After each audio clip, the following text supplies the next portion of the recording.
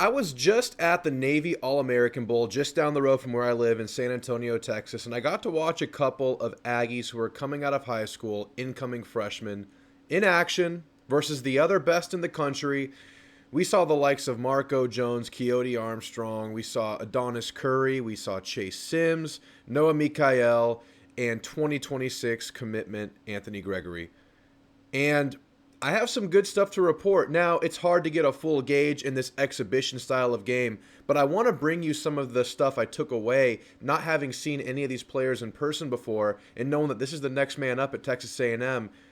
And I'd say one or two of these guys that I saw have some early playing potential. And I'll actually end the video with who I thought was the best. And of course, more takeaways from some players than others. It was a short, very much a running clock kind of a game, and heavily rotated game, a lot of players to play. So we didn't get a full view of everybody, but I'll focus on the guys we got the biggest glimpses of.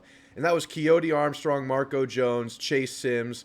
Got a little bit of Lamont Rogers, who I didn't mention. He was also in the game. And we saw a good amount of Noah Mikael. Let's start with Keoti Armstrong, because I think a lot of Aggies are wondering what the next iteration of the tight end room is after unfortunately losing Donovan Green to LSU, after losing Shane Calhoun and Trey Watson, both kind of one-year rentals for the team. They're both going pro, at least entering their names into the draft. And you're stuck with Theo Mellon-Orstrom, a couple of transfers, Keoti Armstrong, and a couple of their young guys. And you're wondering what this rotation is going to look like because Colin Klein uses three, maybe would want to use more tight ends a game. We saw that with Calhoun, Thor, and Watson all year. So what is Keoti Armstrong? Can he play early? Well, I think he can receive balls early. I mean, his frame is insane. He has arms for days. The latest report says he's nearing 270 pounds after coming in 250s in his last high school measurement, according to 247 Sports. He's grown, and he's 6'5", and his biggest attribute coming out of high school was his jump ball contested grab ability. Huge, huge catch radius, big body, good balance, and we saw that. He was only targeted once, but it was a great reception. The ball was kind of targeted behind him, and he just grabbed it from behind his body, kept running. Defender bounced off of him as he went out of bounds. That's what you expect from him. But can he be a day one starter? Can he be a down-to-down tight end? I don't know, because it doesn't look like he's blocked much in his life. I watched the game. I rewatched it to make sure my eyes weren't deceiving me. And yeah, he struggled blocking.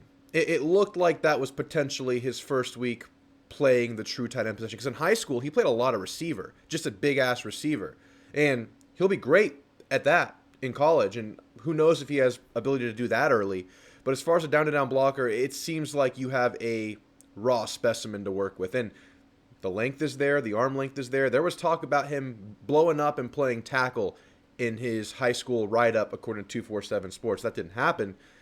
But the frame is there. The knowledge isn't. A lot of just kind of leaning, not really understanding leverages, not really being vicious enough. And part of that could be the fact that it's an exhibition game. But I want to let you guys know that there's a lot of work to be done in Keoti Armstrong's blocking department. To be expected, but maybe more than I'd expected. And that should be okay.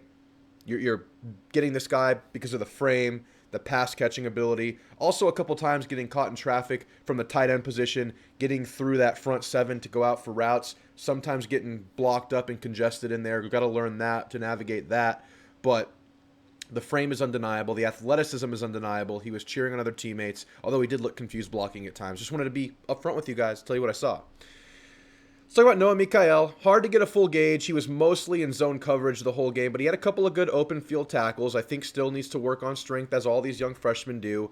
But great body. I mean, he has big legs. He's kind of a squattier build. At least he looks like a middle linebacker to me. Hard to get a full report on him. Not too much action going his way. But Chase Sims had a lot of action, being at that kind of nose/3 tech the whole game. And what I gather from Chase Sims is that he has a tremendous motor. He chases plays after he's out of the play. He's going to try to get that angle, even from the D tackle position, which you can't say about everybody in an exhibition-style game. That was good to see the effort. He was able to have a little bit of a stick-to-itness to his game, not really giving up, even though he's taking a double team, even though he's getting blocked.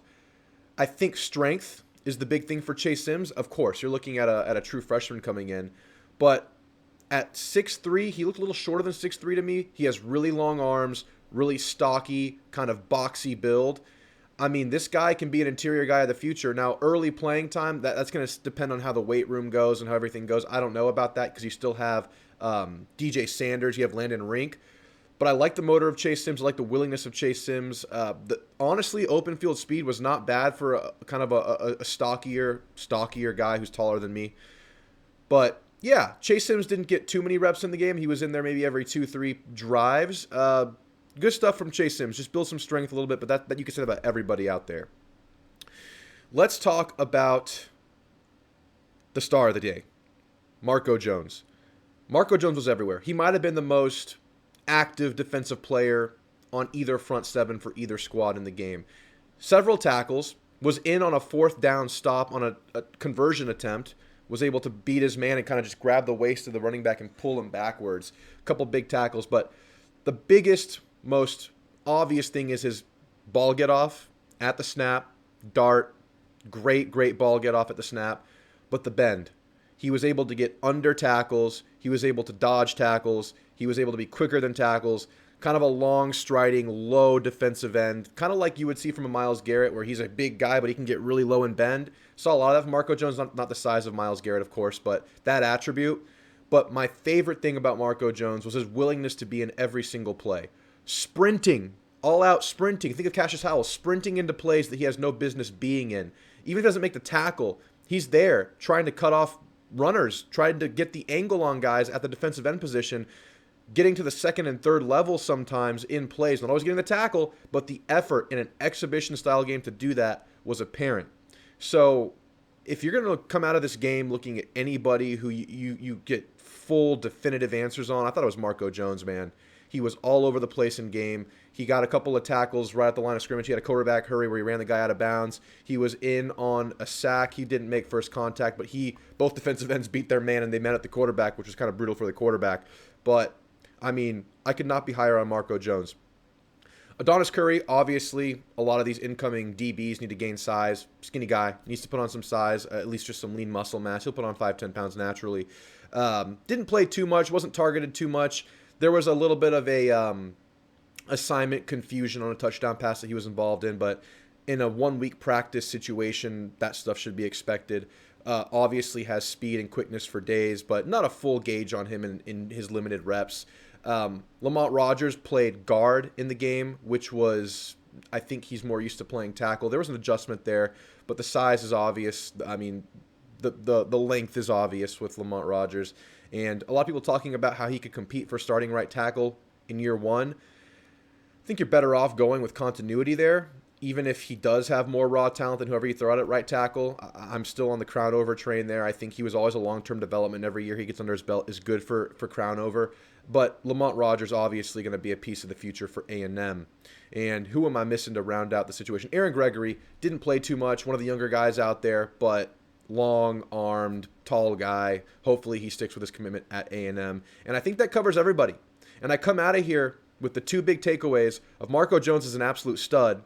Keody Armstrong is huge, but needs to work on blocking. Those are my 2 most apparent things I could take from that game. So I'll try to throw some videos of Keody into this that I took, and just so you can see his size. I mean, he's approaching 270 according to a recent report. That's just insane size for a tight end. Now, whether A&M decides to use him in kind of like a red zone target or just have a big option at receiver, that could happen. But the fact that he's really leaning into that body size and getting heavier, I don't know. Maybe they do want to try him at tight end right away. Who knows? Who knows what they do? He's playing tight end, so we'll see what they do.